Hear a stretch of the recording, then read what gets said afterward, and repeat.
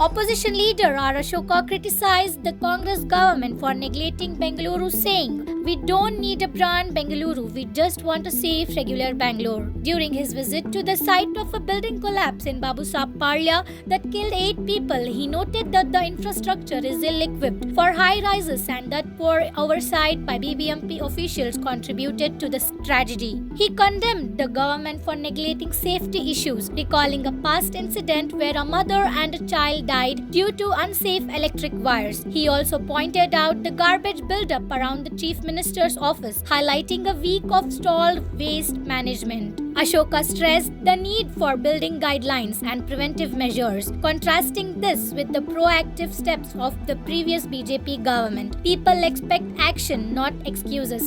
He urged, calling on Congress to focus on real solutions. ಬೆಂಗಳೂರಲ್ಲಿ brand Bengaluru ಅನ್ನೋ ಒಂದು ಪದನಾಮ ಕಾಂಗ್ರೆಸ್ ಸರ್ಕಾರ ಬಂದ್ಮೇಲೆ ಇದೊಂದು ಬ್ರ್ಯಾಂಡ್ ಬೆಂಗಳೂರು ಅಂತ ಮಾಡಿದ್ದಾರೆ. ಅವಘಡಗಳ ಮೇಲೆ ಅವಘಡಗಳು ಬೆಂಗಳೂರಲ್ಲಿ ಕಳೆದ 16-17 ತಿಂಗಳಲ್ಲಿ ದಿನನಿತ್ಯ ಒಂದಲ್ಲ ಒಂದು ಅವಘಡಗಳು ನಡೀತಾ ಇದೆ. ಇವತ್ತು ಬಾಬುಸಾಪಾಳ್ಯ ಸುಮಾರು 8 ಜನ ಸತ್ತಿರುವಂತದ್ದು, ಹಲವಾರು ಜನ ಗಾಯಗೊಂಡಿರುವಂತದ್ದು. ಇನ್ನೂ ಒಬ್ಬ ಮಹಿಳೆ ಬಂದು ಆ ಗಂಡನ ಒಂದು ಬದುಕಿರ್ಬೋದು, ಇನ್ನು ಹುಡುಕಿ ಅಂತೇಳಿ ರೋದನ ಮಾಡ್ತಾ ಇರುವಂತದ್ದು ನಮ್ ಕಣ್ಮುಂದೆನೆ ಇದೆ. ಇನ್ನು ಅದು ಸಿಕ್ಕಿಲ್ಲ. ಮೊಬೈಲ್ ನೆನ್ನೆ ರಿಂಗ್ ಆಗ್ತಾ ಇತ್ತು, ಇವತ್ತು ನಮ್ಮ ಪೊಲೀಸರು ಕೇಳಿದಾಗ ಅದು ರಿಂಗ್ ಆಗ್ತಾ ಇಲ್ಲ ಅಂತ ಹೇಳಿದ್ದಾರೆ. ಸೊ ಇನ್ನು SDRF ತಂಡ ಮತ್ತೆ ಪೊಲೀಸ್ ಅಧಿಕಾರಿಗಳು, ಕಾರ್ಪೊರೇಷನ್ ಅಧಿಕಾರಿಗಳೆಲ್ಲ ಕೆಲಸ ಮಾಡ್ತಾ ಇದ್ದಾರೆ. ಇಲ್ಲಿ ಮುಖ್ಯವಾಗಿ ಇಲ್ಲಿ ಕಂಡು ಬರ್ತಾ ಇರತಕ್ಕಂಥದ್ದು ಇದೊಂದು ಅಕ್ರಮ ಕಟ್ಟಡ ಮತ್ತೆ ಕಳಪೆ ಕಾಮಗಾರಿ, ಅಧಿಕಾರಿಗಳ ನಿರ್ಲಕ್ಷ್ಯನೂ ಕೂಡ ಇದರಲ್ಲಿ ಸ್ಪಷ್ಟವಾಗಿ ಕಾಣ್ತಾ ಇದೆ.